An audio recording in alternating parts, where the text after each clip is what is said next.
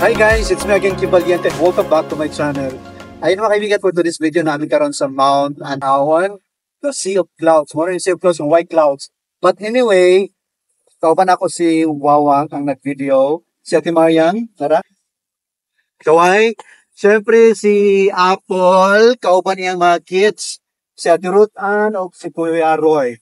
So mga kaibigan, this is our day. We will enjoy this moment since holiday man. And please, enjoy also with us. Please stand by.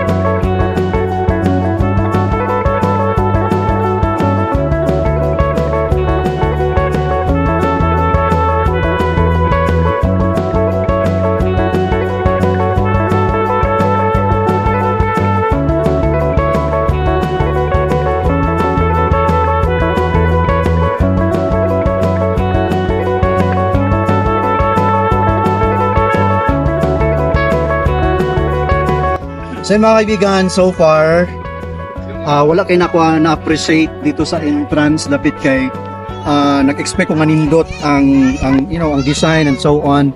Pero wala pa dahil entrance pa dahil ito. Pag abot na mo, di rin ako nakita o na-appreciate kung sa kanindot ang area o ang view diri.